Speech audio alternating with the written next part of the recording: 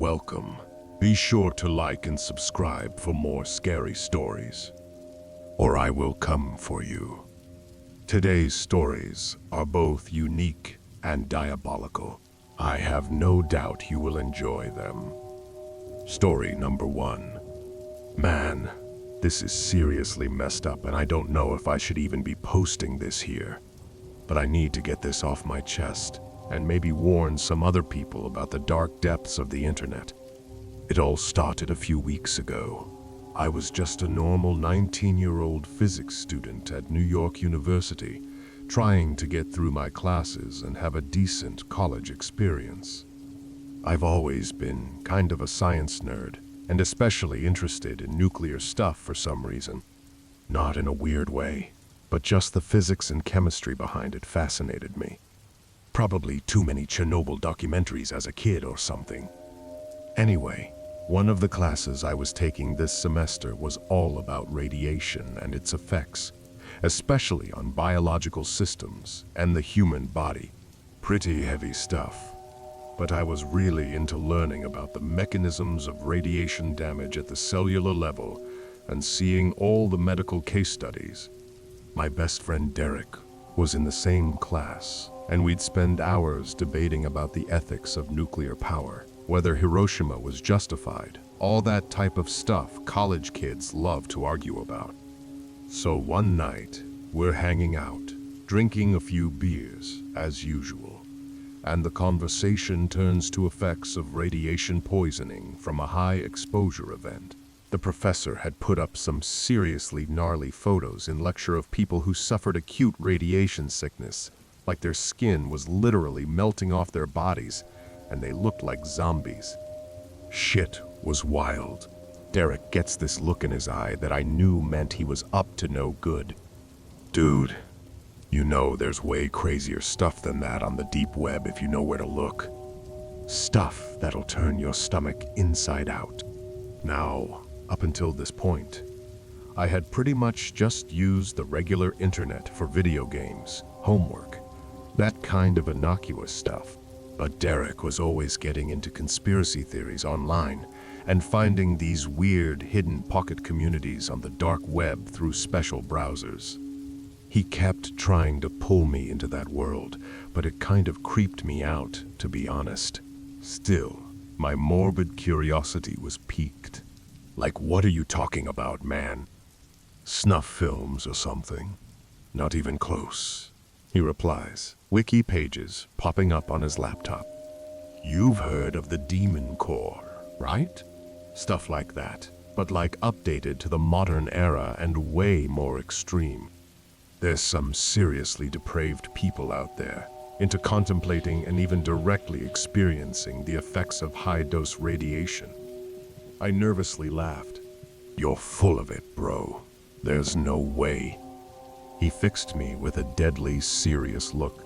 I'm telling you, man, we've only scratched the surface of how dark the human mind can go when totally anonymous online. People are watching that type of stuff unfold in real time and getting off on it, no doubt. Getting off on watching people get radiation poisoning? That's the sickest shit I've ever heard. My skin was crawling just thinking about it. Hey, I'm just the messenger here, he said, throwing up his hands defensively. I'm not condoning it at all.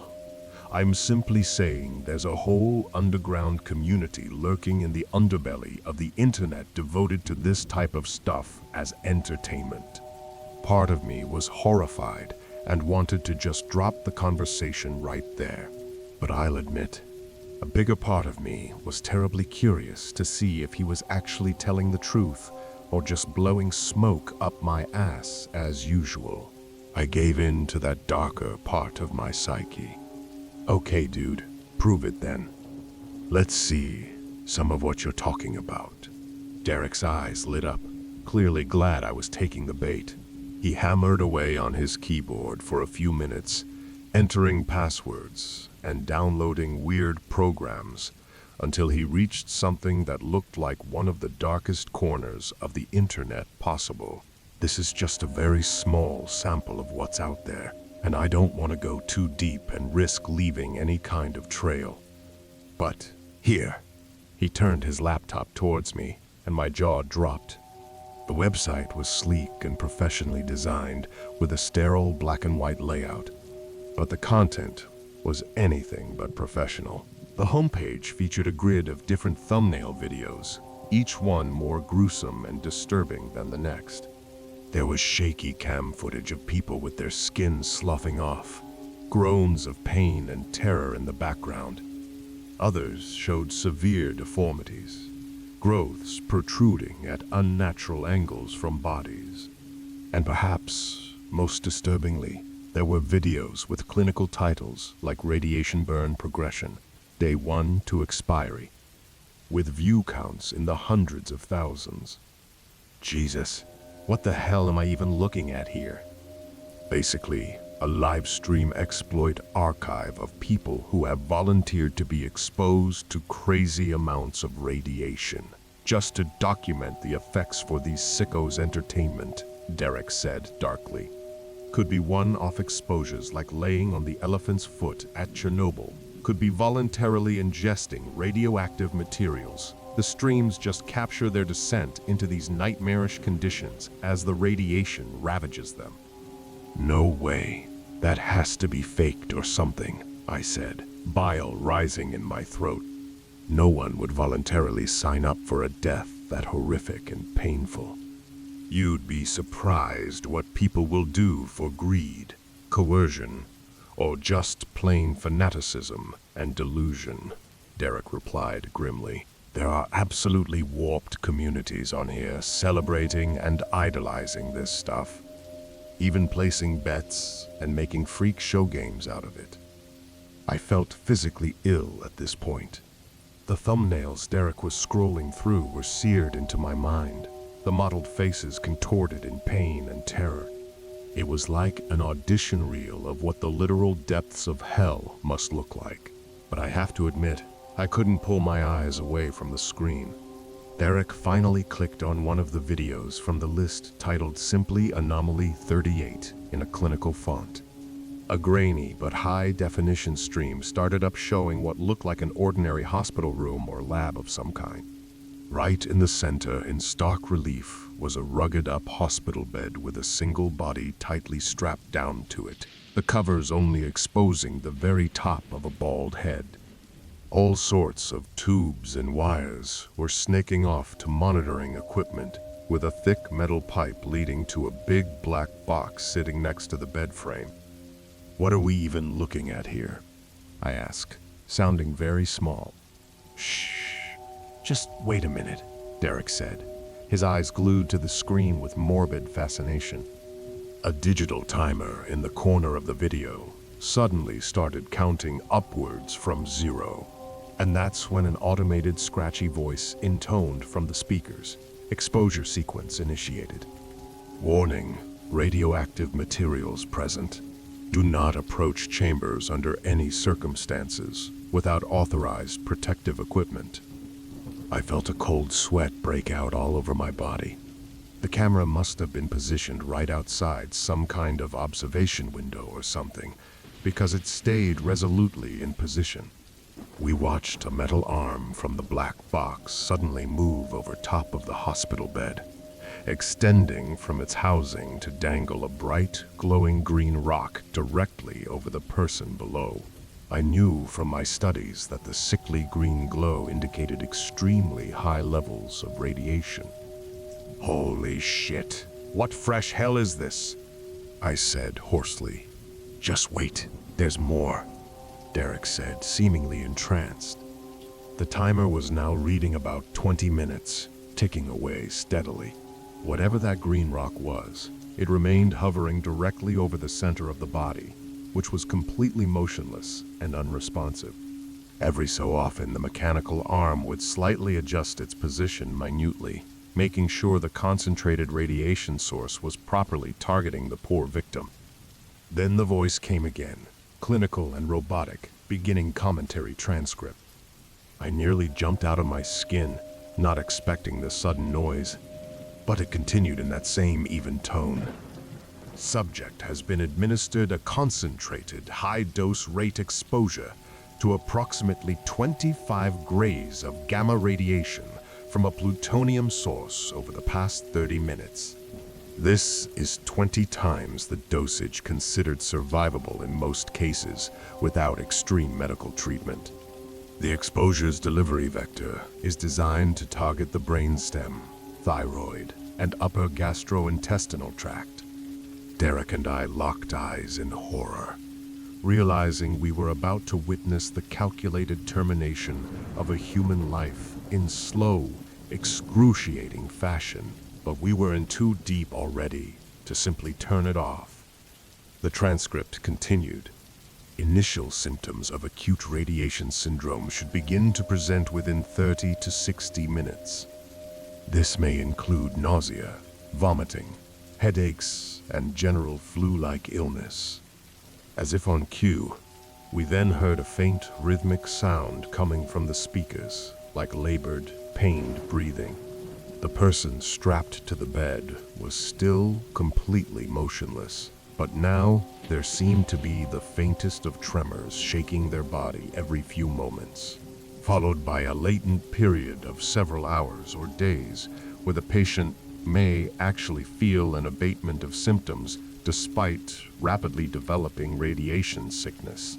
Characteristic burns, hair loss, and immune system degradation will almost certainly occur by the 48-hour mark post-exposure, with progression into full multiple organ failure state by the 72-hour mark in most cases. The transcript droned on with this sterile, detached commentary, but I was already feeling nauseous just imagining the living hell this poor soul was in for over the coming days and beyond. My mind raced, wondering how anyone could be twisted enough to inflict this kind of torment on another human being as some sort of freak carnival show. But the timer continued its inexorable march forward. At around the 2-hour mark, a faint groan creaked through the speakers for the first time. Just a simple vocalization, but one containing unfathomable depths of agony behind it. Derek and I both jumped slightly before realizing the person was finally starting to come to and process the fact that they had been irradiated. Not long after, the groans increased in volume and frequency dramatically, and we could make out faint movements from the body strapped down. Whether from seizures or just convulsions, it was impossible to tell. The transcript dispassionately noted the onset of acute symptoms from the exposure. For the next several hours, the audio was one long, uninterrupted shriek of agony and torment while the body thrashed erratically. It was hard to make out any intelligible words or utterances, just the sounds of a human being forcibly dragged to the very brink of death. My mind reeled, trying to process what I was seeing and hearing as my friend and I sat in silence, too stunned to even comment anymore. At one point, the transcript noted, subject has progressed to the latent or walking ghost phase of acute radiation syndrome, where symptoms may temporarily abate before a final, irreversible decline begins. Sure enough, after the episode of intense pain and vomiting, the audio on the stream cut out abruptly and the body lay still once more. But what came next was almost worse than before. First, we noticed the hair on what must have been the victim's head start to dull and fall out in clumps all around the pillow area of the bed. Then the exposed skin on the face, neck, and arms started to swell up and redden into what looked horribly like second-degree burns. Angry blisters began erupting at random across the visible areas, some oozing, cloudy pus. The victim was like a balloon, slowly being inflated with poison. "Oh my God," Derek muttered, recoiling away from the screen, his hands over his mouth in horror. But I was frozen in place, unable to tear my eyes away from what I knew was coming next. As the stream dragged into the third day, The transcript started commenting on the anticipated onset of bodily system breakdowns.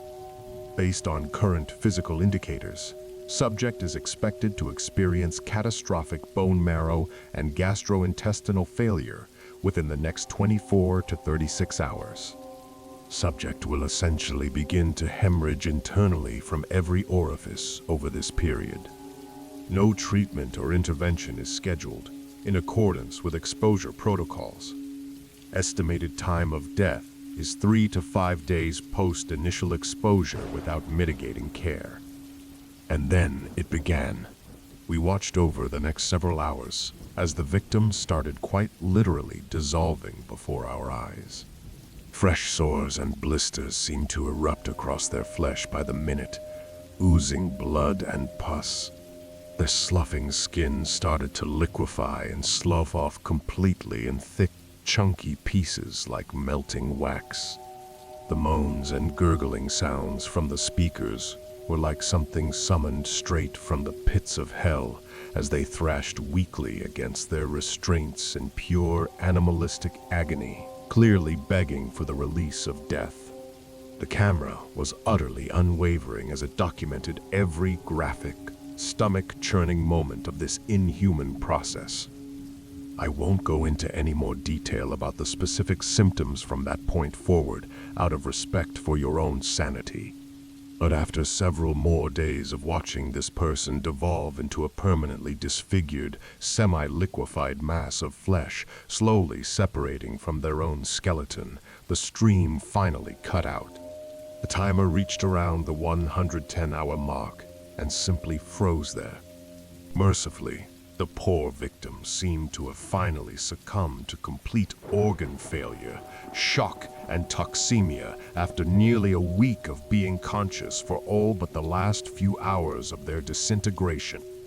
Derek and I had sat transfixed, unable to move or speak for the duration of the video. Any words that could have hoped to encapsulate what we had just witnessed seemed utterly insignificant and futile in the face of such madness. All I could do was feverishly hope against hope that this was just some sort of twisted hoax. My entire worldview had been shattered after becoming exposed firsthand to the raw inhumanity my own species was capable of inflicting. For mere entertainment and curiosity, no less. We sat in silence, shaking for I don't know how long afterwards. This made any fear I previously had of typical, disturbing content seem laughably trite by comparison. I felt like I'd irrevocably stared into the abyss, and it had stared right back unflinchingly. Derek eventually switched off his laptop and looked over at me, utterly shell-shocked. I had no idea it would actually be like that, he muttered in a small voice. I take it all back. All I could muster was a weak, what the actual fuck, before trailing off. So there you have it. A verifiable descent into one of the most harrowing, nightmarish scenarios imaginable, all presented in real time over the course of several days on the dark web for sadistic onlookers to gawk at and provide commentary. Clearly, the work of an extremely well-funded, choreographed, and revolting underground community, getting their jollies off in the sickest possible way. The truly scary part is, from what I've learned, this was likely just the tip of the iceberg when it comes to these types of monstrosities transpiring in the online underworld at any given moment. Rest assured, I eventually deleted those dark web browsers and committed to never venturing into those demon-haunted waters ever again. Whatever momentary curiosity or thrill people are searching for by going down those rabbit holes, I can promise you it's not worth the permanent psychological and moral trauma that is on the other side. Steer clear at all costs, and stay on the lighter parts of the internet, where humanity still has some decency left. Because once you've seen the pit of depravity firsthand, you can never unsee it, and it will shake you to your very core. making you question your faith in human nature and existence altogether. There are just some lines we weren't meant to ever cross. The nightmares are endless and always closer than you think. Story number 2. This actually happened to me a couple weeks ago, I swear. My name's Jessie and I'm a 22-year-old girl living down in Tampa, Florida. I don't really have a job or anything right now, just kind of bumming around doing my own thing. Anyway, in my free time I kinda got hooked on looking at gore sites and all that crazy shit on the dark web. I know it's messed up, but I can't help it. I've always been obsessed with really gory and disturbing stuff for some reason. Call me twisted, I guess. So, like a couple weeks ago, I was up late at night doing my usual routine, crawling around on these gore forums and checking out all the latest fucked up videos and pics people were posting. I came across this thread started by some random anon with a subject line that just said live feed happening now. Click if you dare. It had this shady looking onion link attached. So of course, my dumbass had to click it because I can never resist that type of shit, no matter how sketchy it seems. I'm an idiot, I know. The link took me to this really amateur and low-quality looking live video stream. It was showing a dimly lit stone basement or cellar type place. There were just some scattered candles and lanterns giving off this flickering light. At first, I couldn't really make out what was happening. The video quality was so bad. I turned my laptop speakers all the way up, but there wasn't any sound coming through yet. Over on the chat room side panel, there were all these messages popping up like, oh shit, here we go again. And people just putting random numbers like 35 turns at least got $750 on it. I was hella confused, but had a bad feeling something horrible was about to go down. That's when I saw some movement on the video feed itself. Out of the shadows, these two huge dudes in black robe type outfits came into view, carrying someone between them. The person looked like a grown man, maybe Mexican or something based on his complexion and build. He was struggling and protesting in Spanish from what I could make out through the shitty audio. They half carried, half dragged this guy over to what looked like some freaky medieval torture device set up in the middle of the room. It was made of wood with these big, heavy cylinders sticking out of each end. There were ropes and restraints covering the entire rig, too. My heart, legit, started pounding when I realized this thing was used for tearing people's arms and legs off and shit. More messages were flying by in the chat room like, yeah, get the buckets ready, this'll be messy. And taking bets right now. I got $1,500 on 22 rotations before the arms rip off. I was scared as hell at this point, but couldn't pull myself away. The two big rogue dudes started tying the guy down onto this wooden rack thing, stretching his arms and legs out as far as they could go and looping all the ropes and restraints over his limbs. Another person, in one of those black robes, with a full face mask, came up and shoved this wad of cloth or something into the guy's mouth to keep him from screaming or biting his tongue off or whatever. Once they had him completely immobilized on the rack, a couple more of the robed figures came over and started slowly turning these heavy wooden cylinders or rollers attached at each end of the device. As they turned them, the ropes began pulling the man's arms and legs in opposing directions, stretching them further and further apart from each other. That's when I realized this thing was called the rack. It was an ancient torture device designed to literally pull apart a person's limbs from their body by stretching the arms and legs until the joints dislocated and the bones were pulled from their sockets. The guy seemed to realize what was happening because he started freaking the fuck out, thrashing around violently and screaming through the gag in his mouth. I'll never forget the look of sheer terror on this dude's face as the robed figures just kept calmly turning those wooden rollers, further stretching his limbs outward, inch by inch. You could see his shoulders and hips slowly being pulled apart as the ropes went taut, until eventually his legs and arms were stretched out in perfectly straight lines away from his body. The popping sound started as his joints dislocated. He was straight up, wailing and shrieking in agony at this point. The people in the chat all started going nuts, putting bigger and bigger bets on how many turns it would take before his limbs fully ripped off. I wanted to puke. This was the sickest shit I'd ever seen.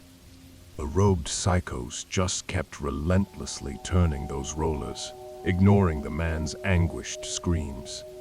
Eventually, his shoulders and hips were completely ripped out of their sockets.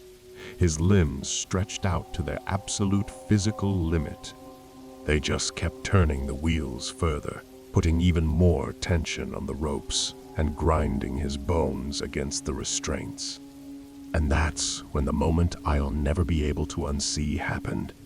With one swift final turn of the rollers, both of the man's arms were abruptly torn right off his body in a violent explosion of blood, bone fragments, and tendon. His head whipped back, mouth agape in a silent scream, eyes rolled back. I'm pretty sure I even caught a quick glimpse of one of his severed hands actually go flying past the edge of the video frame before everything became chaos. I immediately slammed my laptop shut and just started sobbing uncontrollably, shaking like a leaf. I could hardly even process what I'd just witnessed. This man literally having his arms ripped off his body right before my eyes on this sickening live stream. The way he writhed around as it happened, the noises, the look on his face. I'll never forget it as long as I live. I didn't sleep at all that night. I just curled up on the floor, crying and rocking back and forth. As soon as the sun came up, I took a baseball bat and completely smashed my laptop into pieces out in the backyard. I had to destroy it so I could never access anything like that again. For the next couple weeks, I was just an absolute mess. The image of that dude's arms being torn off kept replaying over and over in my mind on a constant loop, day and night. I had nightmares pretty much every time I tried to sleep, where I'd relive that horrific moment again in ultra-realistic detail.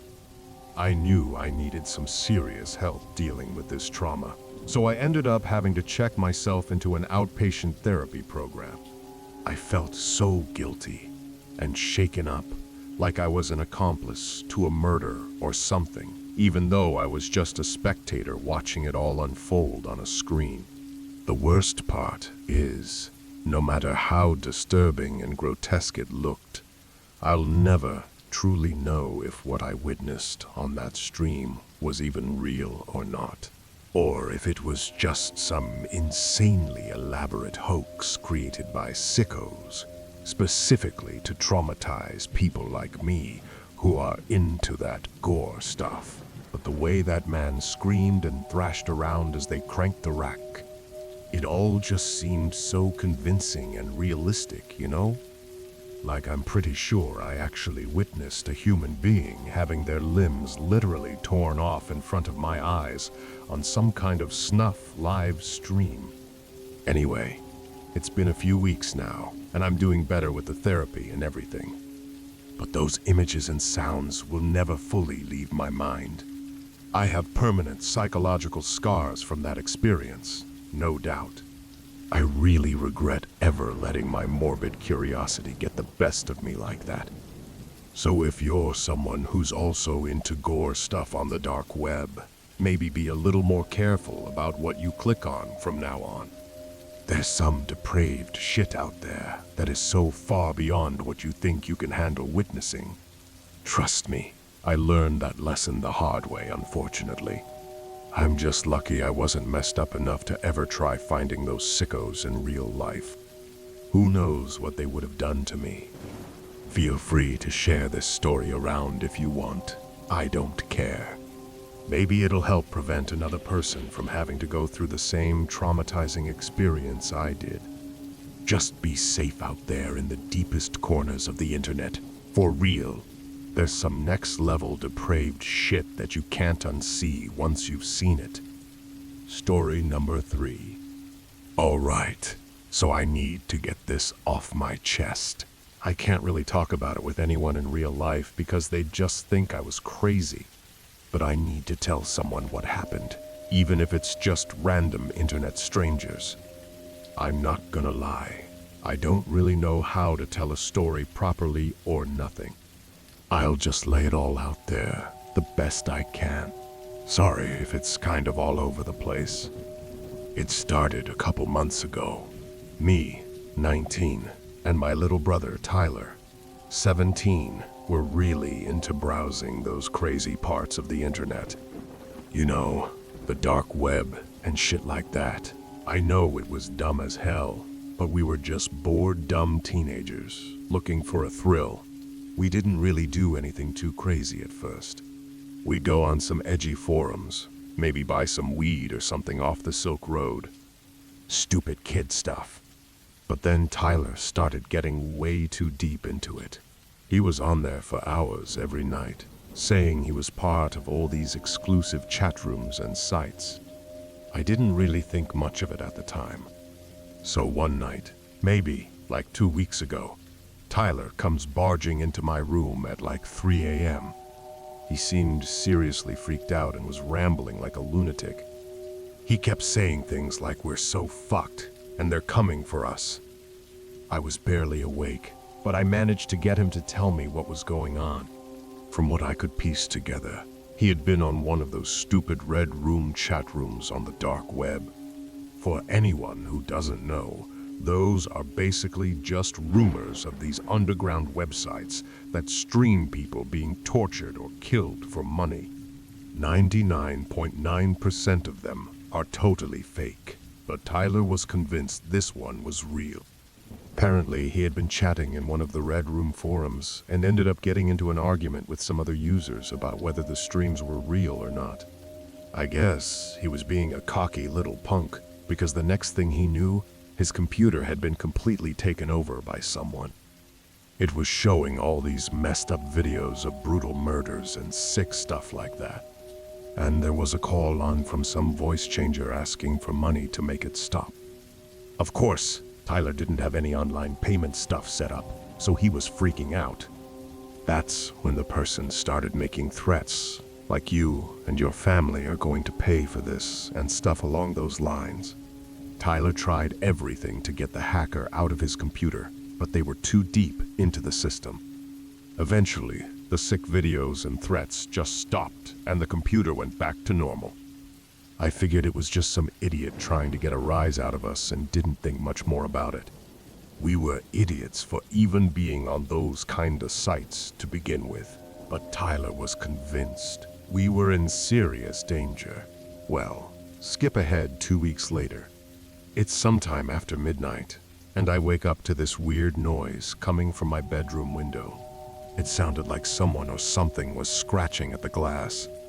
I was half asleep, so at first I just tried to ignore it. But then I heard a sort of shuffling noise right beside my bed and shot straight up. That's when I saw him, or at least I think it was a guy. He was wearing one of those creepy masks from those Purge movies, covering his whole face. And he was standing right next to my bed, just watching me. I must have screamed or something, because the next thing I knew, the guy had a cloth pressed against my face. I struggled at first, but then got lightheaded almost immediately after breathing in whatever was on that rag. My vision went all blurry and distorted before everything went black. When I finally came to, I was in this dimly lit basement area. It smelled musty and damp. I was sitting at this round table, along with the rest of my family, Tyler, my parents, even my grandpa. We all had our hands duct taped to the table. At first, nobody knew what the hell was going on. We were all just coming out of that drugged up fog, looking around confused. That's when we noticed the cameras set up in each corner of the room, pointing right at us. Out of nowhere, this voice started coming through some speakers. It was all digitally disguised and demonic sounding. It said something like, "Welcome to my own little game show. We're going to play a round of good old-fashioned Russian roulette. For an online audience, of course. I'll admit, I'm a total idiot when it comes to guns and stuff. So I had no clue what this Russian roulette thing was at first." The voice went on to explain the sick rules. There was a revolver placed in the middle of the table, one chamber loaded. We'd have to take turns passing it around and pulling the trigger while it was pointed at our heads. Now I knew what they meant. My heart just totally dropped. I looked over and saw my mom trembling and crying, holding my little brother close to her. My dad had this cold, hard expression, but you could see the fear behind his eyes. My grandpa, I'll never forget the look on his face. Just pure disgust and hatred. The voice continued, saying that if we didn't follow the rules, they'd immediately execute one of us on stream for their audience's entertainment. Then they'd just move on to having the remaining people keep playing. I felt like I was going to throw up. I didn't even have time to process what was happening before the voice declared it was time to begin. They spun the revolver around and pushed it over to my grandpa, telling him he had to go first. The old man just looked down at the gun like it was a vial of poison. His shoulders slumped over as he slowly reached out with his taped-up hand and grabbed it. "You're all going to be okay. I'm getting you out of this sick nightmare one way or another," he said through gritted teeth. With his other hand, he positioned the barrel against his temple and started squeezing the trigger. We were all screaming at him to stop, but he just closed his eyes and kept squeezing that trigger. After what felt like an eternity, the gun finally went click. Empty chamber. My grandpa let out this guttural sound, like a weird mix between a gasp and a sob. He slammed the gun down on the table, chest heaving, and shook his head slowly. "Never again," he said under his breath. That's when the demented voice came through the speakers again. It gave this over-the-top evil laugh that just sent chills down my spine. "Oh, bad luck, Gramps. Who's next?" It was like something out of a nightmare.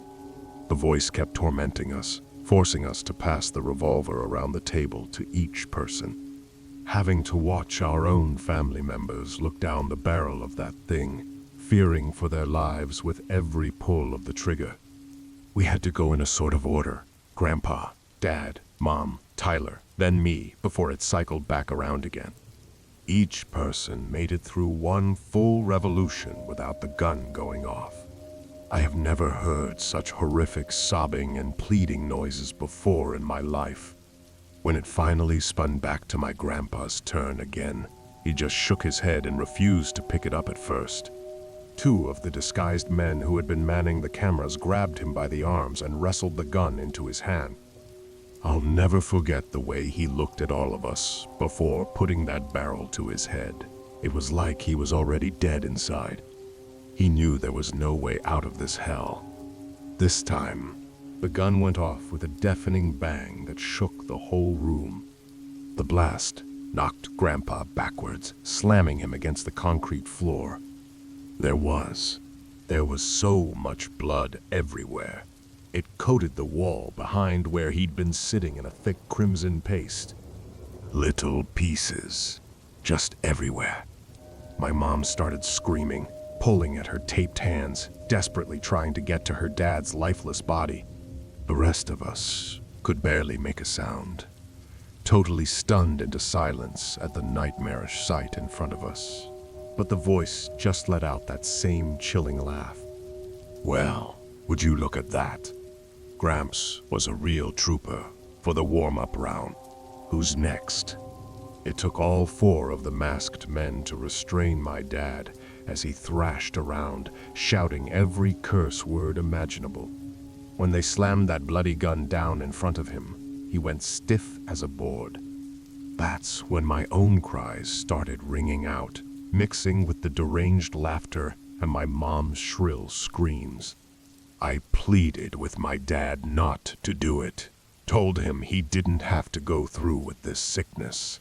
But his face was just stone cold as he stared down at the revolver. My dad reached out with a trembling hand and grabbed the revolver. He just held it there for a few moments, staring down at it like he was in a trance. The rest of us were barely breathing, watching him through blurry eyes. Finally, he turned his head and looked right at me and Tyler.